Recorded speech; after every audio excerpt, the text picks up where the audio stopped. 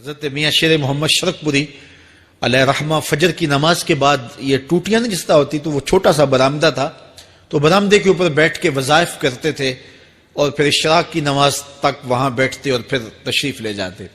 گرمی کی شدت تھی تو حضرت فرائض کی ادائیگی کے بعد وہاں چلے گئے تو نمازیوں نے آپس سے مشورہ کیا کہ یار حضرت کو عرض کریں کہ بارش کے لیے دعا کی جائے. تو حضرت جا کے وہاں اپنے وظائف میں لگ گئے تو انہوں نے کہا چلو ہم مسجد کے سین میں کھڑے ہو جاتے ہیں, حضرت توجہ کریں گے تو عرض کریں گے. تو جتنے نمازی تھے وہ سارے صحن میں کھڑے ہو گئے اور برآمدے کے اوپر میاں صاحب وظائف میں لگے. جب آپ کی نظر پڑتی نا لوگوں کی جانب تو جتنے بھی نمازی تھے سارے ہاتھوں سے اشارے کر کے کہتے یعنی دعا کرو. زبان سے نہ بولتے, ہاتھوں کو ایسے ہلاتے اور یہ کہتے کہ ادھر آسمان کی طرف اشارہ کر کے کہتے دعا کرو. میاں صاحب پھر وظائف میں لگ جاتے. پھر جب میاں صاحب کی آنکھ اٹھتی نا تو یہ سارے ہاتھ اٹھاتے اور آسمان کی طرف ہاتھ اٹھا کہتے. میاں صاحب پھر وظائف میں لگ جاتے. جب 2-3 مرتبہ ایسا ہوا نا تو میاں صاحب کی ہنسی نکل گئی اور ایسے آسمان کی طرف دیکھ کے کہا چل ہن پا دے. کہتے ہیں بس یہ بات کہنے کی دیر تھی کہ چھم چھم می برسنے لگا. تو جب کوئی حضور کا ہو جاتا ہے تو رب اس کو اپنا محبوب بنا لیتا ہے. تو حضور کی محبت خدا کی محبوبیت کا ذریعہ ہے. اس لیے ہمیں حضور کا پیار اپنی روحوں میں موجزن کرنا ہے, حضور کی محبت اپنی روحوں میں اتارنی ہے, اور محبت اپنے تمام تر تقاضوں کے ساتھ جب روح پذیر ہوگی تو پھر ہمارا انداز زندگی بھی سنور جائے گا, ہماری آخرت بھی سنور جائے گی. محبت کے من جملہ تقاضوں میں سے سب سے بڑا تقاضا محبوب کی اطاعت ہے کہ بندہ جس سے پیار کرتا ہے اس کی بات مانتا ہے. یہ ہے دعوی محبت کا ثبوت, اس کی دلیل. اور حضور کے صحابہ کی زندگیاں دیکھیے کہ انہوں نے حضور علیہ الصلوۃ والسلام کے ساتھ کیسے پیار کیا. حضور کی محبت میں اپنی عادتوں کو بدل دیا. حالانکہ عادتیں نہیں بدلی جاتی. 2 سکے بھائی ہوں, رشتہ کتنا گوڑا ہے, اور ایک گھر میں پرورش پائی ہے, ایک گود میں پلے ہیں, ایک باپ کے گہوارہ تربیت میں رہے ہیں, لیکن طبائع میں اختلاف یہ ایک فطری بات ہوتی ہے. ہمارے پاس لوگ آتے ہیں 2 سکے بھائی ہوتے ہیں, ایک کی طبیعت ادھر کو جا رہی ہوتی ہے, دوسرے کا مزاج ادھر کو جا رہا ہوتا ہے. ایک سخت نرم مزاج ہوتا ہے اور دوسرے کی آنکھوں سے انگارے پھوٹ رہے ہوتے ہیں. ایک معاف کر دینے والا ہوتا ہے, ایک سخت غصیلا ہوتا ہے. ایک کی طبیعت کے اندر تلخی کی چنگاریاں ہوتی ہیں اور ایک کی طبیعت کے اندر نرمی کے پھول ہوتے ہیں. آپ نے بھی دیکھا ہوگا. تو یہ ایسا ہوتا ہے. اب اسی طرح کھانے پینے کی چیزوں میں طبائع کا اختلاف یہ فطری بات ہے. ایک کو ایک چیز پسند ہوتی ہے, دوسرے کو وہ چیز پسند نہیں ہوتی ہے. بعض اوقات ماں کو مسئلہ ہوتا ہے کہ یہ چیز اگر میں تیار کرتی ہوں تو میرا دوسرا بیٹا نہیں کھاتا, تو اس کے لیے بعد سے الگ سے کوئی چیز تیار کرنی پڑتی ہے کہ اس کی ڈیمانڈ یہ ہے اور میرے اس بیٹے کی ڈیمانڈ یہ ہے. مائیں مزاج سمجھتی ہیں. ایک آغوش میں پرورش پانے کے باوجود خون ایک ہے, گہوارہ تربیت ایک ہے, دودھ ایک ہے, لیکن طبیعتوں کے اندر اختلاف پایا جا رہا ہے. لیکن صحابہ کی زندگیاں دیکھیے, انہوں نے اپنی طبیعتیں بھی حضور کی طبیعت کے سانچے میں ڈھال دی. حضرت انس بن مالک کو کسی نے دیکھا کہ وہ شوربے سے کدو کے ٹکڑے نکال نکال کے کھا رہے ہیں, تو کہا یہ کیا کر رہے ہو؟ کہا میں نے ایک دن حضور کو یوں کرتے ہوئے دیکھا تھا. تو طبائع کا اختلاف یہ ایک فطری اختلاف ہوتا ہے, لیکن صحابہ نے اس کو بھی چھوڑا اور حضور کی محبت کے سانچے میں ڈال دیا. پھر اس چیز کا انتظار نہیں کیا کہ حضور کا فرمان کیا ہے, حضور کی چاہت پہ اپنے مزاج کو بدلا. اللہ اکبر. حضور علیہ الصلوۃ والسلام مدینہ المنورہ کی گلی سے گزر رہے تھے. ایک گنبد نما مکان بن رہا تھا اور ایسے مکان حضور کو پسند نہیں تھے. تو آقا کریم علیہ السلام نے پوچھا یہ مکان کس کا ہے؟ کہا فلاں انصاری کا ہے. حضور گزر گئے, چہرے پہ تھوڑے سے ناگواری آثار حویدہ ہوئے. کسی نے اس صحابی کو بتا دیا کہ حضور گزرے تھے, تیرے مکان کو دیکھا, شاید پسند نہیں آیا. 2-4 دن کے بعد حضور دوبارہ گزرے, دیکھا کہ وہاں ملبے کا ڈھیر پڑا ہوا تھا. فرمایا اس صحابی کو بلاؤ. بلایا گیا. کہا میں پرسوں ترسوں گزرا تھا, تیرا مکان دیکھا تھا, یہ کیا ہوا؟ عرض کی میں نے گرا دیا ہے. فرمایا کیوں؟ عرض کی سنا تھا آپ کو پسند نہیں, سنا تھا آپ کو پسند نہیں. میں اور آپ دیکھیں ہمارا کیا کیا حضور کو پسند ہے, سر سے لے کر پاؤں تک, نجی زندگی سے لے کے سیاسی زندگی تک, اپنے امور ذات سے لے کر کے اپنی معاشرتی زندگی تک, ہمارا کیا کیا حضور کو پسند نہیں, اور ہر وہ چیز بدل دیں جو حضور کو پسند نہیں. محمد دی زیارت محمد دے رنگ وچ, اے ٹھگ بازیاں جانے پیارا محمد صلی اللہ علیہ وسلم. میرے شیخ کامل کا ایک شعر ہے, اور وہ شعر اتنا وزنی ہے کہ اگر میرے پاس جواہر لال موتی ہوں اور میں ایک پلڑے میں ڈال دوں اور ایک پلڑے میں یہ شعر رکھ دوں تو یہ شعر پھر بھی بھاری ہوگا. یاری لا تو پاک نبی سنگ, اے پر پوری یاری, پھر درود قبول ہے تیرا لکھ نہ لوں ایک واری.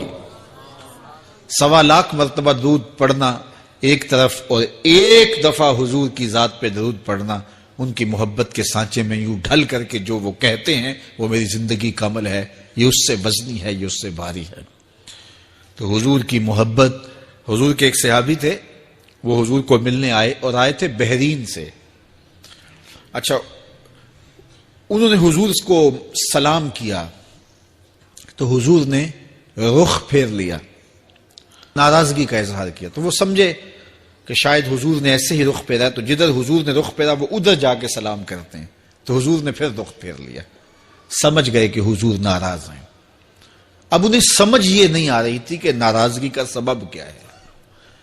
وہ اصحاب رسول سے پوچھنے لگے کہ حضور مجھ سے ناراض لگتے ہیں, آپ میں سے کوئی بتا سکتا ہے کہ حضور کیوں ناراض ہیں؟ اللہ اکبر. آج تو کوئی بڑا باپ ہو, مرشد ہو, استاد ہو, ناراض ہو جائے اور شاگرد کو ناراضگی کی وجہ معلوم نہ ہو تو وہ الٹا ناراض آگے سے ہو جاتا ہے کہ میں نے جرم کیوں کیا ہے کہ استاد کا مزاج بگڑ گیا ہے.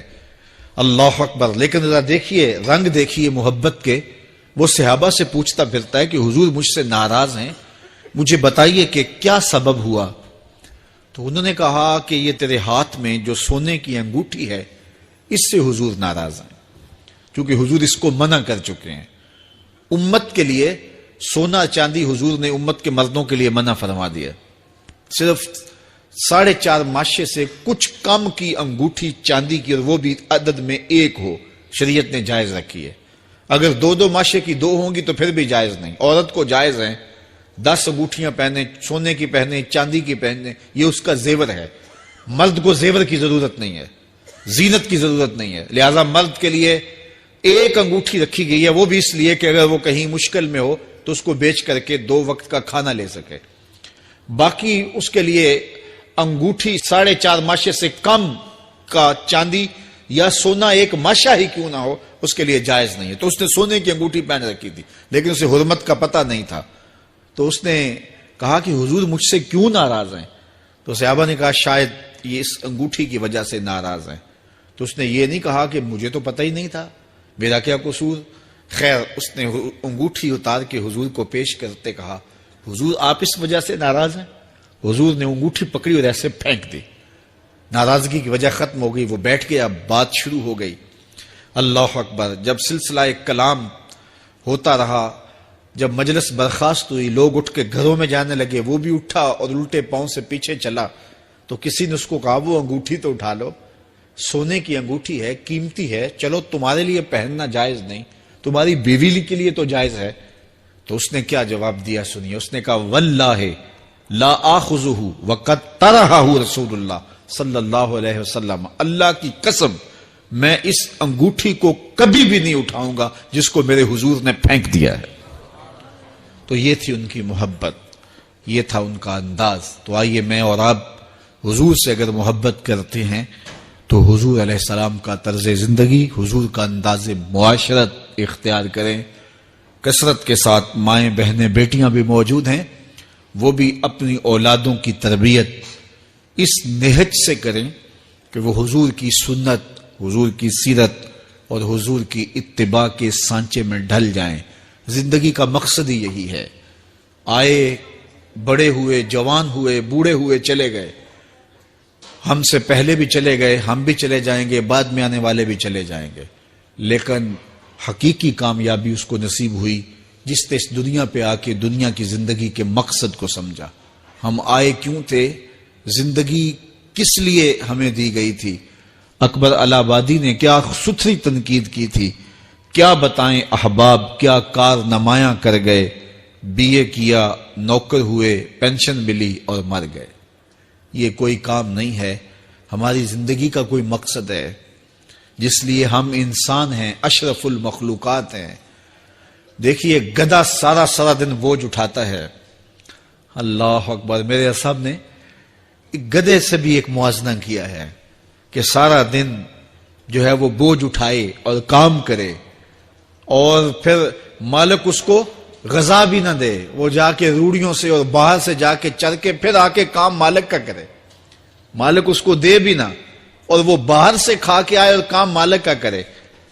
تو اگر بندہ ہو کے، انسان ہو کے اگر نہ کرے تو میرے حضور نے ایک لمبی ربائی ہے، اس میں آخر میں لکھتے ہیں، تو چنگا یعقوب یا کھوتا، تینوں شرم نہ آوے۔ کہ اگر وہ ایک گدھا بھی کام کرے، اپنی پیٹھ پہ بوجھ لا دے، اور تو اپنے مالک کے لیے کچھ نہ کرے، اور ساری نعمتیں مالک نے تجھے دی ہیں اور عزتیں اور آبرویں تیرے نام کی ہیں، اور تو اس کا حق ہی ادا نہ کرے، تو پھر کس طرح تیرے سے، تو پھر اولئک کل انعام بل ہم اضل۔ فرمایا تو چوپایا ہے، بلکہ چوپایوں سے بھی بدتر ہے۔ تو میں اور آپ اپنے آپ کو انسان ثابت کریں، آج موقع ہے۔ سے ثابت نے اجے حواس تیرے، سے ثابت نے اجے حواس تیرے، کر لے نیکیاں رج کے تو، اڑیا رب رسول کیوں پل بیٹھو، آ رب رسول ول پج کے تو، آئی موت ایتھے رہسن کم تیرے، آئی موت ایتھے رہسن کم تیرے، نیکیاں کر لے بھج کے تو، کی آکھ سن لوگ یعقوب تینوں، جب ٹر پیوں سر منہ کج کے تو۔ وہ وقت آئے گا جب تنیاں باندھ دی جائیں گی، جب دونوں جانب سے کفن باندھ دیا جائے گا، پھر پردہ ہٹا کے دیکھا جائے گا، پھر بند کر دیا جائے گا۔ وہ لمحے کتنے دردناک ہوں گے، وہ گھڑیاں کتنی دردناک ہوں گی۔ آج مجھے اور آپ کو اللہ نے موقع دیا ہے، تو آج حضور کی سیرت کو اپنانے کا، اپنی روحوں میں اتارنے کا عزم کر کے